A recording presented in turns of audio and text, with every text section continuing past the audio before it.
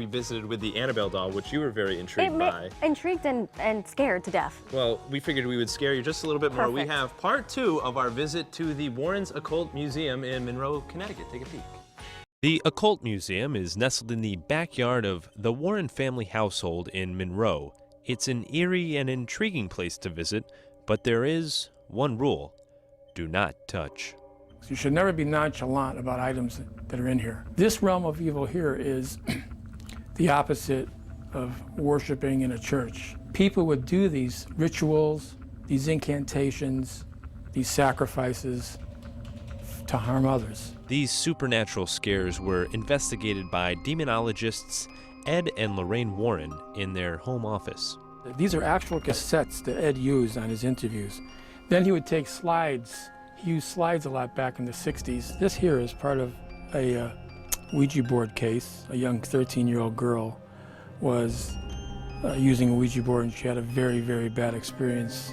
Many people know the Warrens from their popular cases like the Amityville Horror, but there are also several Connecticut ones as well. What you see here is the haunted organ from the house in Stratford, Connecticut. This was the Phelps Mansion.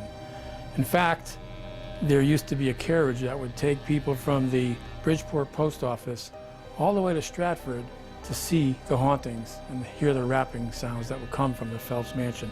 Fast forward to 1991. A young man from New Haven County was hunting in the woods when he suddenly stumbled upon this satanic statue. Suddenly, right next to him, a man about 65 to 70 years old, totally dressed in black, with a white, short-cropped beard and white hair combed back, pure white, walking step for step with this young man. And the man never spoke, never looked at him.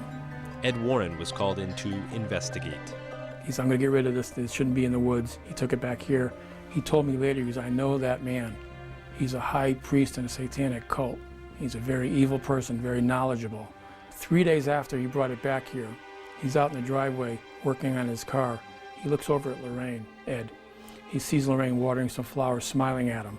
He turns back to his car, looks back. She's gone. She's no longer there. She's like 25 yards away from him, on the ground in a fetal position. Ed told me later, he goes, you know, I know exactly why that happened. He goes, that was a warning from that man. And he was mad because I took his idol out of the woods.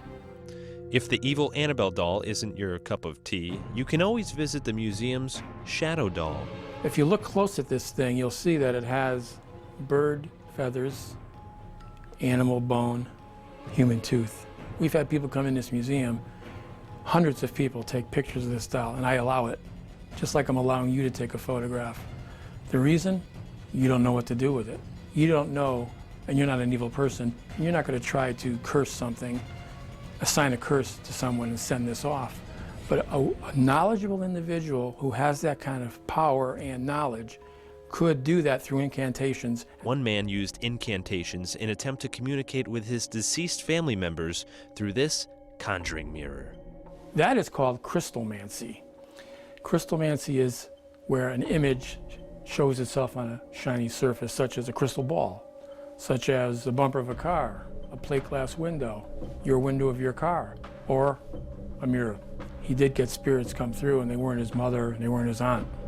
They were monstrosity-looking images that would come through that mirror and haunt him and scare him and frighten him.